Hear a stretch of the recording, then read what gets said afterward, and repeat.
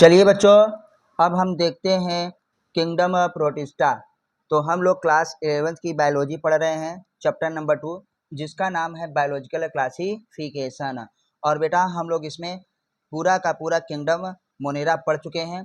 आज हम प्रोटिस्टा के बारे में पढ़ेंगे, जो कि बहुत ही इम्पोर्टेंट है। प्लीज़ आपसे रिक्वेस्ट है कि पूरा वीडियो ज़रूर देखा करिए, चैनल को सब्सक्राइब करिए और अपने दोस्तों के साथ शेयर ज़रूर करिए।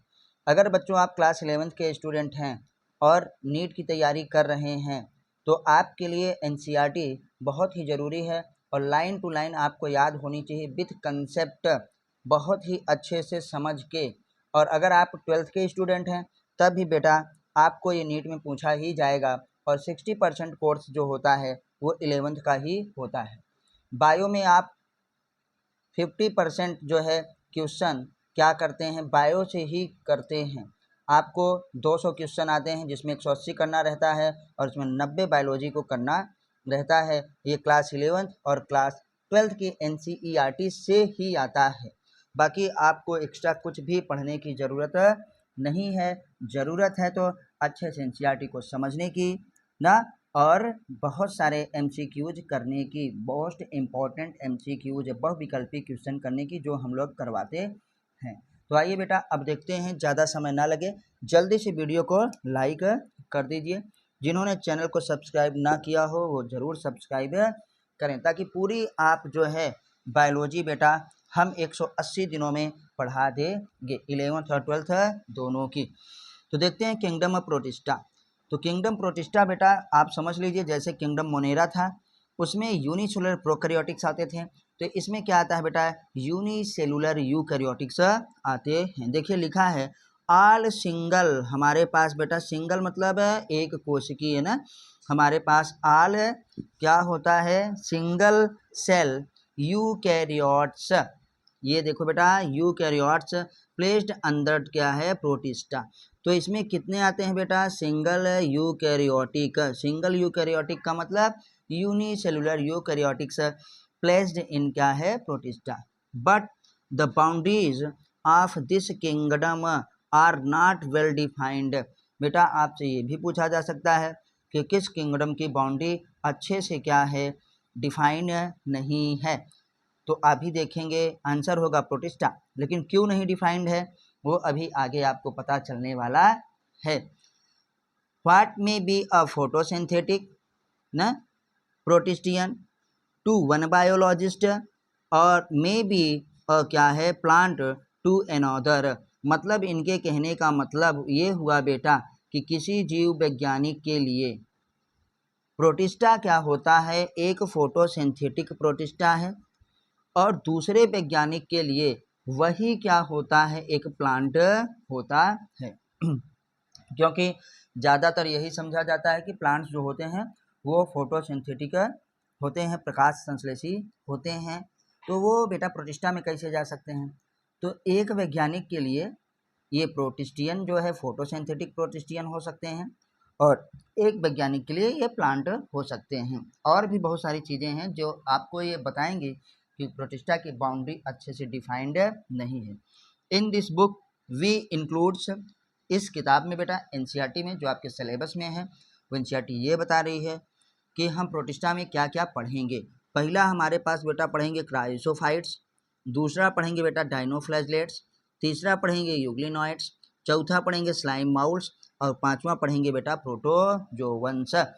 तो किंगडम प्रोटिस्टा में एक फाइलम आता है जिसका नाम है बेटा प्रोटोजोआ, प्रोटोजोवंस, जिसमें हम लोग अमीबा एंटमीबा वगैरह पढ़ते थे। तो आपको याद होगा ना, यूग्लिना भी पढ़ते थे, ये भी आपको याद होगा।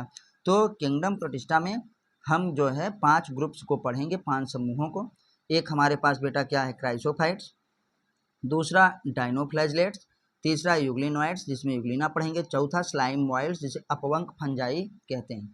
इसीलिए इसकी बाउंड्री बेटा डिफाइंड नहीं है कि एक तरफ हम क्राइसोफाइट्स को पढ़ेंगे जो कि पूर्ण रूप से फोटोसिंथेटिक होते हैं, एक में हम डायनोफ्लैजलेट्स को पढ़ेंगे ये भी फोटोसिंथेटिक होते हैं, यूग्लिनॉइड्स को भी पढ़ेंगे फोटोसिंथेटिक होते हैं।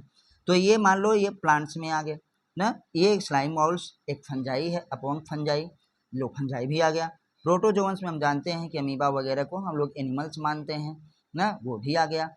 तो ये दिखाया गया कि भैया जितने भी यूकैरियोटिक एक कोश की यूकैरियोटिक होते हैं, सिंगल सेल यूकैरियोटिक, इन्हें हम किस में रख देंगे, प्रोटिस्टा में। तो अब कहा जाने लगा है कि प्रोटोजोआ जो है वो एनिमल का नहीं है, प्रोटिस्टा किंगडम का है। स्लाइम वाइल्स प्रोटिस्टा किंगडम का है, यूग्लिनॉइड्स जो यूग्लिना जिसमें पढ़ेंगे प्रोटिस्टा किंगडम का है। तो बेटा अंडर क्या है, प्रोटिस्टा। तो इस प्रोटिस्टा में हम लोग 5 चीज़ों को पढ़ेंगे। मेंबर ऑफ प्रोटिस्टा, देखो मेंबर ऑफ प्रोटिस्टा जो प्रोटिस्टा के सदस्य हैं, आर क्या होता है, प्राइमरली क्या होते हैं, एक्वाटिक, ये याद रखिएगा। प्राइमरली क्या होते हैं, एक्वाटिक, न प्रमुख रूप से ये जलीय होते हैं। This kingdom form a link, आपसे ये भी पूछा जाएगा कि कौन सा किंगडम है जो अदर क्या होता है किंगडम के साथ लिंक बनाता है न, तो लिखेंगे this kingdom form a link, देखा विद अदर डीलिंग न, जो विद प्लांट्स, अदर किंगडम साथ जो प्लांट्स का, एनिमल्स का, एंड क्या है बेटा फंजाई का न समूह रखते हैं। तो kingdom protista form a link with plant, animals and क्या है फंजाई के साथ ये लिंक बनाता है, सबको जोड़ता है। बीइंग यूकैरियोट्स, ये यूकैरियोटिक होते हैं, इसलिए न इनमें क्या होता है, the protistan cell body contain, protista की जो सेल बॉडी होती है contain a well defined nucleus. आप जानते हैं क्यों, क्योंकि हम पढ़ चुके हैं कि आखिर हम यूकैरियोटिक किसे कहते हैं बेटा, जिसमें हमारे पास वेल डिफाइंड न्यूक्लियस होगा और उसके साथ साथ अदर मेम्ब्रेन बाउंड ऑर्गेनेल्स, मतलब झिल्ली युक्त क्या होंगे, कोशिकांग होंगे, उन्हीं को यूकैरियोटिक कहा जाता है। तो प्रोटिस्टा यूकैरियोटिक है, अभी हमने यहाँ ये देखो ऊपर लिखा, इसलिए इसमें एकदम पूर्ण विकसित न्यूक्लियस और क्या है अदर सेल ऑर्गेनेल्स भी पाए जाएंगे। इसी प्रोटिस्टा में सब है फ्लैजला न, कुछ में पाया जाएगा सीलिया, और प्रोटिस्टा बेटा जनन भी करता है, किसके द्वारा, अलैंगिक जनन के द्वारा भी करेगा।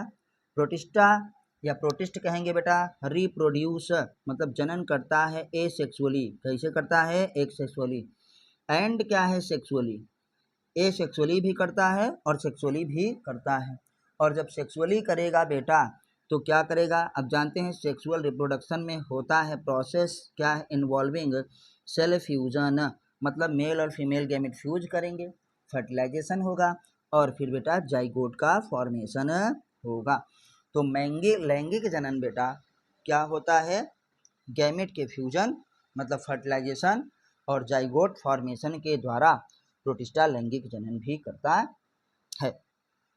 तो अब हम लोगों ने इसको भली भांति देखा बेटा, क्वेश्चन बहुत सारे बने, आप याद रखिएगा। सबसे पहला हम यहीं पे लिखेंगे किंगडम क्या है, protista group of unicellular eukaryotic organism. ये इसमें क्या रखा जाता है बेटा, यूनिसेलुलर, जो सिंगल सेल लिखे हैं इसी को यहाँ लिख दे रहे हैं, यूनिसेल्यूलर क्या है, यूकैरियोटिक या यूकैरियोट्स, इसमें यूनिसेलुलर यूकैरियोट्स होते हैं। और देखिए बेटा क्या है, यूनिसेलुलर यूकैरियोट्स है, अंडर द प्रोटिस्टा में आते हैं। और कहेंगे आपसे पूछा जाएगा विच किंगडम, न कौन सा किंगडम है न that boundaries are not well defined. तो यहाँ पे लिखा है कि देखो boundaries of this kingdom are not well defined, ये भी याद रखिएगा। ये क्या एक फोटोसिंथेटिक है किसी के लिए, तो दूसरे के लिए बेटा ये क्या है, एक प्लांट है, दूसरे बायोलॉजिस्ट के लिए। इसमें हम लोग क्या क्या पढ़ेंगे ये याद रखिएगा, आपको बता चुके हैं, क्राइसोफाइट्स पढ़ेंगे, डाइनोफ्लैजलेट्स पढ़ेंगे, यूग्लिनॉइड्स पढ़ेंगे, स्लाइम माउल्स पढ़ेंगे और क्या है बेटा प्रोटोजोवंस पढ़ेंगे किंगडम प्रोटिस्टा में। अब आते हैं मेंबर ऑफ प्रोटिस्टा आर, ये क्या होते हैं, प्रोटिस्टा याद रखिएगा, डायरेक्ट प्रोटिस्टा पढ़िए फिर ऐसे पढ़िए कि प्रोटिस्टा क्या है, सिंगल सेल यूकैरियोटिक होते हैं। ये इसकी बाउंड्री क्या है, वेल डिफाइंड नहीं है। इसमें बेटा क्राइसोफाइट्स, डाइनोफ्लाइट्स, यूग्लिनॉइड्स, स्लाइम माउल्स, प्रोटोजोवंस पढ़ेंगे, ये याद रखिए। ऐसे स्मार्ट वर्क करिए, कम टाइम में ज़्यादा पढ़िए, बार बार रिवाइज करिए। देखो मेंबर ऑफ प्रोटिस्टा ये क्या होते हैं, प्राइमरी एक्वाटिक होते हैं।